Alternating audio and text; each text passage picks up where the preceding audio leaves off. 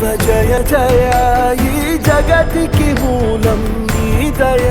నీ దర్శనముంది వెలిగిన జ్యోతి మనసున చిన్మయ